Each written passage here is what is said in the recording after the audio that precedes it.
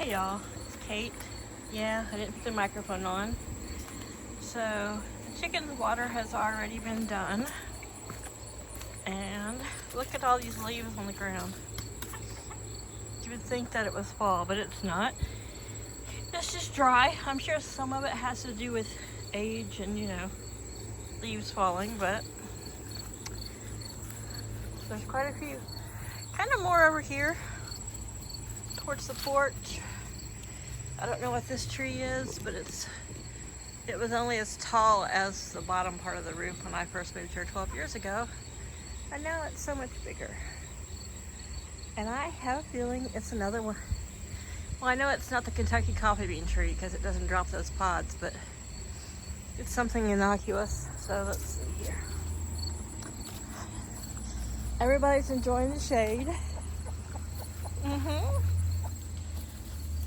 Doing a little work there on their purple cabbage. I've noticed with my chickens, they like green cabbage better than purple cabbage, but. So I'm just bringing some cold water out for Chaos's water bowl, and then I'm going to scoop up that little pile of dirt that I've been weeding, which is just a pile of dirt, and throw some wood over there into their dust box. It's just organic soil. There's nothing in it, no fertilizers, no nothing. Oh, can't believe that red zinnia is still going. Look how big these marigolds. At first I thought maybe I had thrown, because I deadhead my marigolds and I throw the deadheads over here. But these are really big, and they're not the ones I planted, they're the ones that are part of this wildflower mix. But got a new one. I've been having to water everything like crazy because we are so dry and no water. So Chaos's water bowl stays over here where it stays shaded all day. He likes to lay in this fluffy grass that I let grow along around the house. See, I come out, they hear me talking, those boys just have to go nuts. So, I put this little piece of 2x4 here. It keeps it from sliding or tipping over. And this is one of his favorite areas to drink. So, I've been using these Gold Peak tea because it's my favorite if I'm going to buy a tea rather than make tea. And these jugs are just perfect for carrying water out. So, this, let's see if you can see her back in the corner of that nesting box. Now, there's a little head there in the far, in the back. Got the fan on her. That's Miss Daisy again in the nest box. Yesterday, she got out of the nest box yesterday morning and didn't get back in it all day. So, the egg, I guess I need a shovel, that she had been sitting on, I took out and just threw out and let them eat on it. Yeah, I haven't picked this up since I put it out. That's fine. Nothing's going to be living on it. So dry, I don't think there's probably anything living under it either, but maybe this weekend if it cools down or beginning of next week. I'm going to try. The carabiners came, so I'm going to try to get it hung up before we possibly get anything from Hurricane Lee, which, it'll be coming from the south, but the way it's turning, the winds will be coming from the northeast. So we'll see. But I'm trying not to get it up too soon because of, airflow. But anyhow, so this is a pretty good pile of dirt. And I put it here because I was sad. I mean, it's silly, but I was sad looking at Moira's former dust bathing hole. But I'm going to dig up this dirt and go throw it in their outdoor dust bath. So, one of the Brahmas yesterday laid an egg. Look, there's some ginseng. Maybe she's going to pop a green one down in there with that brown one. But she laid her second egg yesterday. I posted a couple pictures on my Facebook. And it was not as small as a pullet egg. It's about the size of a small egg. And it was a very dark green. Kind of almost like a army green color. But we'll see how it goes. So, yeah, that is not a dead chicken. That is just a Rhode Island red, just laying in the dirt there. They do like to lay up there on top of the pallet, like I said before, I think because it gets good airflow. I was going to do it this week, but it's just been too hot to come out here and do anything when, you know, the humidity is 65, 70% and you're at, feels like is, you know, 104. And I just can't do the heat like I used to. So, anywho, I'm going to move that 3 foot by 6 foot sunshade. And maybe I'll do that this weekend too. I'm going to move it over along this part of the fence where it's over their little promenade boardwalk area.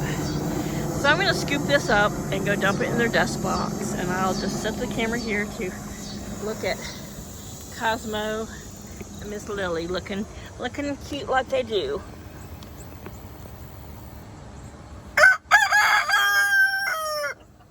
You don't really need a crow right now, mister.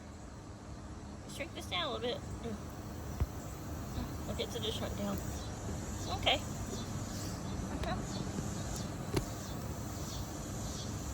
Is you hot? I see you panting. You're right there by a fresh bowl of water.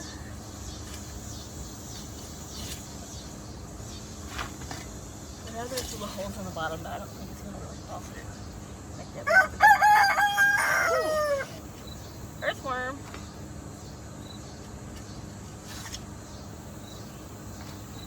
Sometimes I'd rather they didn't eat too many earthworms because earthworms tend to have a higher parasite content. But they're all been treated, so I don't want to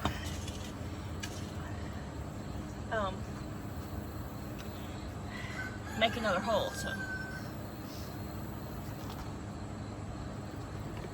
I'm going to carry this over. It's just this kind of half barrel planter. It looks like a half barrel. It's probably more the size of what would be a third barrel, but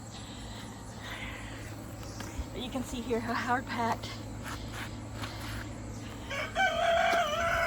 I mean, yeah, we go without sun, but this is kind of extensive period of time without sun. Blah, blah, blah. We go periods without rain, but this has been a pretty long period for us. You know how my chickens are. They gotta make their own little selfies there. Come on, you guys, look. I'll bring you something fun that you're gonna enjoy. You always enjoy fresh fun. You already had some.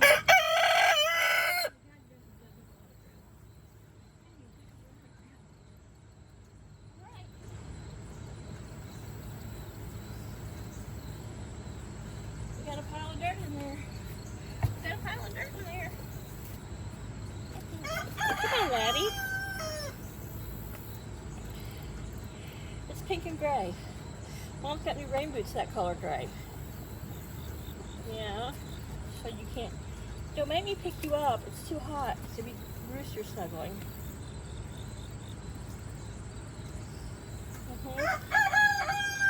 I know you're feeling a little aggravated because your beak needs trimmed again. I think I just didn't trim the top short enough. The bottom's chipped again. Yeah.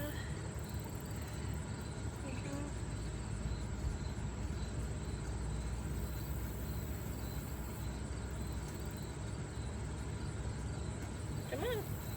I'm going to pick you up on some lovies. We're standing in the heat. It's too hot. That's my best bet to keep you from fogging me. Yeah, I'm in shorts, but still, at least I'm not in red, and it's Friday. I typically wear red, and I took the red off. I put on purple and gray. Very innocuous colors. Yeah. Yeah. We just haven't had any lap time because it's been such a hot summer. Okay, stop fighting. Fighting me, jeez. You can see his feathers on the side. When they're molting, it's not always easy to pick them up because their feathers fall off. So there's Miss Daisy. I made this fan. It has a little catch to keep it from going too far that way.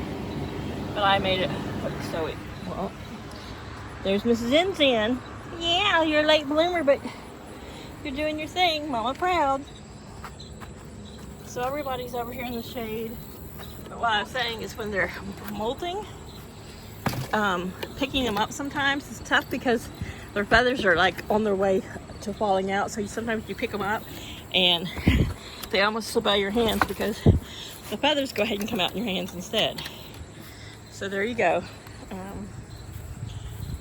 Cosmo and Lily are the first to come inspect this dirt. They watched me dig it. They're the two that watched me dig it up. And now they're like, we get first dibs on it.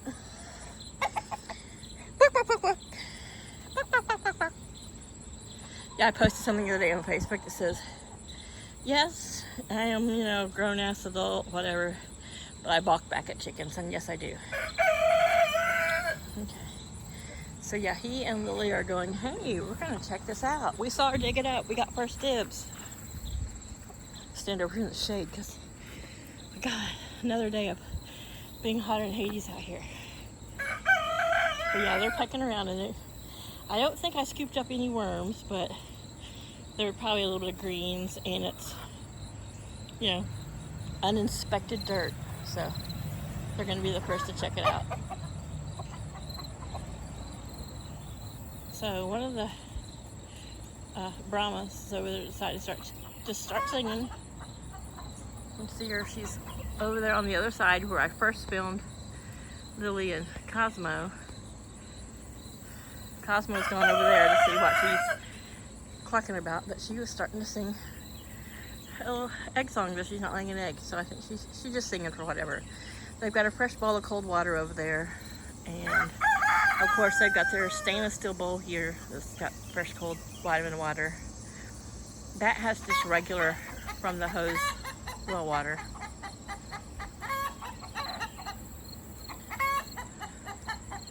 So I don't know why she's singing, and they've got over there under the big shade cloth, it hangs down to block the sun that's coming from behind me. They have a water bowl under there. So let's see what they're singing about. They're saying, happy Friday, y'all. The weekend. Thank God it's Friday. So they don't know what a weekend is. I mean, every day's a weekend to them. To me, whether it's a Saturday or a Tuesday, Monday or Sunday, they all run together. They're all the same. So this is a really shady area with plenty of stuff to scratch around in and be chickens in, plus fresh cold water. There's Marigold, the Rhode Island Red there between the pallet and the water. Both Brahmas, Neve and Cuba, and Luna, the silver-laced Wyandotte. Oh, girl, that's some pretty molt you got going there. They're all molting a bit. But like I said, one of the Brahmas did lay an egg yesterday. Luna has continued to lay an egg, though she's molting. And Laddie, as you can see, some of his little wing feathers that are kind of hanging lower than the others on this one side, he doesn't want to hold still, is molting a bit. Cosmo came to see what they were singing about, but he's gone right back over there with Lily to the pavilion to, oops, get down here underneath the hawk net to death bathe. There you go. They're like, what? Looking at us? I love how their little heads pop up like, is anybody looking? I saw little Lily's head just pop up there a moment ago. Hey, oh wait, is she talking about us? Probably popping up to get a breath of air because they kick so much dirt. Yeah, we love this dust bath, but we have to get lift our head up out of the dust bath surf. Catch a breath of air. They seem to be having a good old time. Oops, as is. Let me get this untangled. Mr. Laddie. Hi, Laddie. Hi. Can you say hi? What's it squawking? So, one thing I've noticed with my chickens, because they are spoiled, bougie chickens, sort of. When I come out, like this morning I came out and they were doing their chicken thing and I came out quietly. I even shut the back door quietly. I was bringing out their fresh water and their blueberries. I just let them out and they were running around doing the early morning thing. And they were out here in this further part of the yard where, you know, it was really shady this morning from that tree. And they all 10 came running at like chicken warp speed to the fence. It's like, we saw it, we know what that container in your hand is. It's fresh blueberries.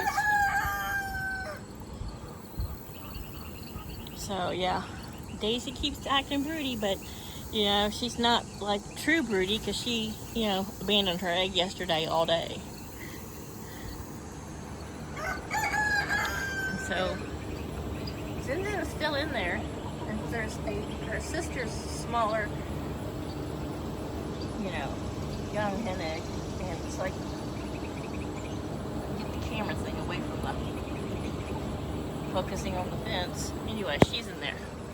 So I think she's fixing to lay her little green egg. So this is another favorite spot.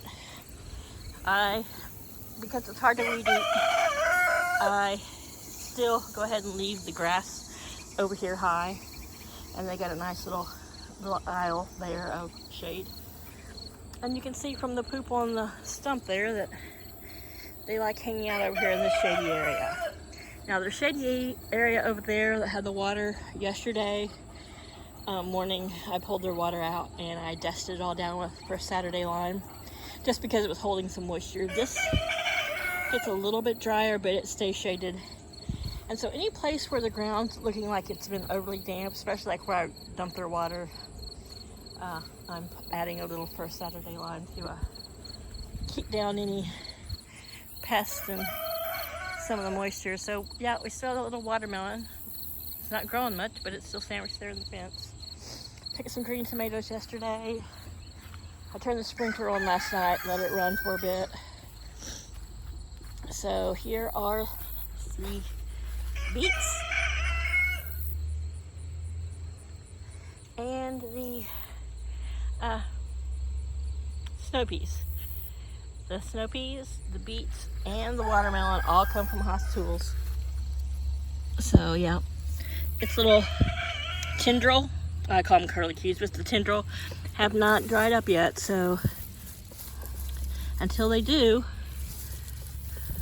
the watermelon's not ripe. And this one's starting to a little bit here. I don't know if you can see that, but it's still holding on to green. I checked all the big ones yesterday. I'm not going to climb back in there. I got enough mosquito bites yesterday. I mean, it was really windy. I thought, okay, I'm just going to be out there a minute, you know. It never fails when I think that I'm just going to be out here a minute and the mosquitoes won't have a chance to get to me. I know, it's human hubris and bullishness to think that I'm going to get out here and back in and a mosquito is not, I'm going to be just so fast, like flash, and mosquito's not going to catch me. So these aren't quite fully ripe enough for me to eat, but they are enough for the chickens to eat. And they love pecking around at tomatoes. So a lot of times I will throw stuff down here where they like to scratch, just because, you know, gives them something else to look for. But anyway, so here's the pile of dirt. I took that partial bit over there. Not as much as I thought, but if I dug any more, I would be right back down to the dust bathing holes that Moira had dug. So I was very upset yesterday. I love these little sprinklers for my garden because they kind of, I like this pattern here, kind of a rectangle, but it waters everything. But I think, well, the white stuff in there is tape.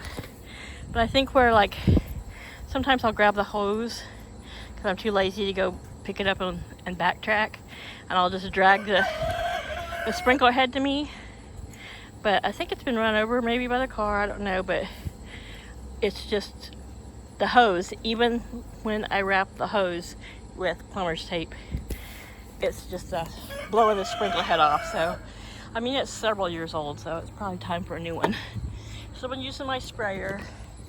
This hoses, they're both cheap hoses, but you know, they work. But I just kind of think that the male end is a little small, a little too small to securely fit in the female end.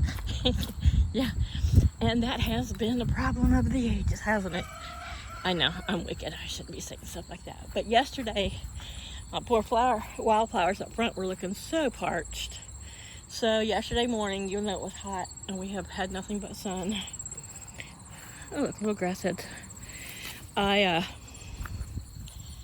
took that's a sprinkler head on, which of course it was leaking like a sieve, and I just turned the water on low pressure and snaked it in under here and gave everything a nice big drink. And you can kind of tell, but looky here, little bee, he's like, this is tasty. I like Cosmo flavor. Cosmo flavor is so tasty. So, to wildflowers. The 24th of this month, my neighbor next door is getting married. So I'm gonna go to a wedding. Oh, look at this little butterfly. Or moth. Doesn't matter, it's still lovely. Yeah, it's like, I'm having a snack. Please don't bother me, human. I like this flavor too. So these white ones are kind of new. Late summer blooming. I've got still got a lot of zinnia, and I don't believe it's Cosmo. I'm not sure what it is. It's this stuff. It's a beautiful magenta flowers, but I get a flower bud up here, so, and as you can tell, there's still lots of little flower buds right there. So here it is, almost getting close to mid-September, and I've still got wildflowers going to bud out. So, and this is something wild. I mislabeled it years ago because I have never lived anywhere where it was prolific. It reminds me of jasmine. It is a vine, and some years it smells a little sweeter than others. I don't know, but I get a whole bunch on the other side of the house, and I don't think you can see it from here. I'll zoom in just in case, but over there in the wooded area, which is mainly about 25 to 30 feet off my neighbor's fence, and it's just trees and fallen tree limbs, and where we've thrown old tree limbs, so it's become covered with these white vines. There you go, you see them. But the feral cats that live next door, my cat, the bunnies, probably the possum that comes and snacks with chaos every night, they are finding cool, safe places to be during the day. And I can't be as far out in the country as I'd like and have as bohemian wild of a yard as I would prefer, but I do my best to make sure that I don't landscape everything so severely, which I don't have to because I'm not town limits, that I end up destroying habitat and safe areas for critters. Because though I'm outside city limits and I'm at the very edge of town, it is a rural town, but still the edge of town. Most people through this neighborhood have small yards, and you have to keep them mowed and manicured. And I keep mine mowed, but like I said, I let things just kind of go wild. And you know, there's times I think my roommate Paul and other people think, all right, yeah, you're fooling yourself, you know.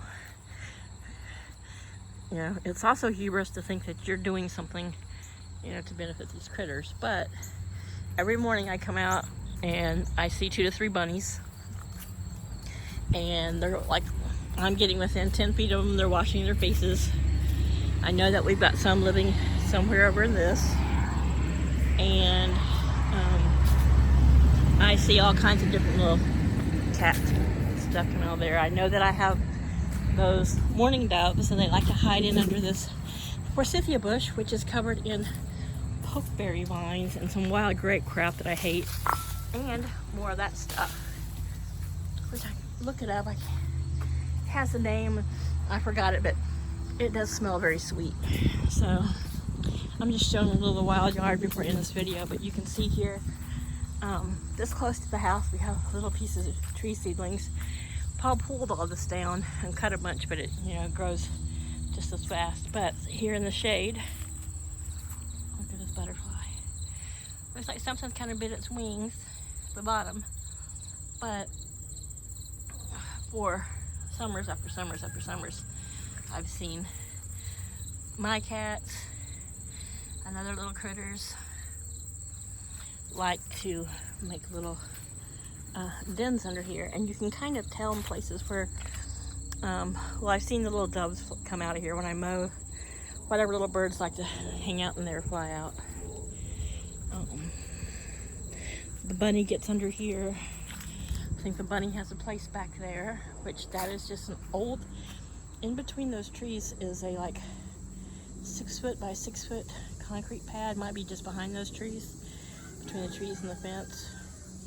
And it's all gotten overgrown and with lots of Virginia creeper and stuff. But I know things like to live under there. Chaos used to love coming back under here in the summer. And I can tell that there's places where something has been bedding down. Probably doesn't show as well on camera, but it's pretty thick through there. But then you see spots that are obviously tamped down and pressed down. And like during the day, I don't know where Chaos is. A lot of times he'll come from this back side of the house. My water spigot's behind all that. White flowering, smell good. I just don't rip it all out because it's just so beautiful. At the end of the summer, when you're getting a lot less flowers, it's always prolific. Now the wild rose bush has been taken over by this, I don't know if it's this oak tree. So we need to go through there and cut everything. I say just go through there waist high. It'll all thick back up. Now when this the evil people of Cannery Village back here, who bought and built houses right up on this fence, there's maybe 6-8 feet, probably whatever minimum you have to have. I think it's only 6 feet wide, and then 1.5 to 2 feet over here. I can walk in through spider webs. On my side of the fence is still their property line. So everything where this is tall is the property line of Cannery Village. And they came through and cut down all the shade trees and noise buffers. So if they don't like this crap, they can pay someone to come back and cut it out, because I'm not going to do it. Nope, nope, nope. I have a ladder there that's buried. There's Chaos. So he finds places like this where it never sees sun, stay nice and cool. In the winter, or bad weather, he'll get under the mower. But this is the back side of the house. This is our stuff that we've just let grow crazy over the porch and whatever. That's our responsibility. We either look at it or we cut it down. Paul keeps saying he wants to cut this tree down. He has yet to do it, and now it's pretty good size. I like it because it does provide some shade to the back porch, and that's my bedroom window back there. But we have an old tiller. Quit working. Paul left it there. It's covered in vine. I don't care, In the winter or when there's bad weather, my cats, birds, other cats, they get under the boat. This is the creepy shed that we have a bunch of plastic containers in. And that's about it. Old trash can, but mainly bags of cans and cat litter containers that Paul saves everything. So here I have a bunch of old pots and stuff, but until this stuff dies out for fall, I'm not touching it. Like, I'm not touching my chairs, not cleaning any of this off, not until fall gets here and I can actually get in there. This also has a lot of, I don't know if you can tell it from here, there's the wild roses, but there's also what's it called, a green briar, the kind of briars that if they scratch you, they make you really itch and get whelps. Yeah, I can't think of the name of it, but it's a type of briar that is, here's some right here. But when you get poked with it, wherever you get scratched with it, ouch, I just got a part of my leg, I think that's the rosebush part, that it will make a whelp where it scratched you. there's a name for it. You can Google it, but yeah, it's a type of briar that will irritate your skin. There's something in its makeup. It's briar juices coating on its little thorns. I don't know, but it's a sticky briar that is painful. Oh, okay. Here's Zinzin getting a drink. Zinzin, did you lay me another egg? I'll come in there and look in a minute. She's like, whatever I did, it made me thirsty. I feel bad for them. I hate to see them having to pant. But, you know, it is what it is. It's September 7th, so, you know, it's still summer. So, she's still hanging out in here. Look, she did. So this is her sister's egg, which I'm still calling them pullet eggs because they're small. And she just, while I'm making this video, has laid this green one. And here in like the proper natural light, you can see how dark it is. Yeah. There's Miss Daisy. But that's why I keep a fan on her, because she chooses that nest box as it closed. When there's not a chicken in this nest box, I turn this fan to these nest boxes. But they do have open air for breeze. Their fan is always blowing. They've got fresh water, cold water from this morning. They've got food, and they've got a Randy Roo here who is protecting them from the mean mama. All right, I'm gonna go in. I wish you would be sweet. You sweating? Oh, Julie? All right, so we're gonna close this out with my late bloomer little champ. They've also got cold water up here. Yeah.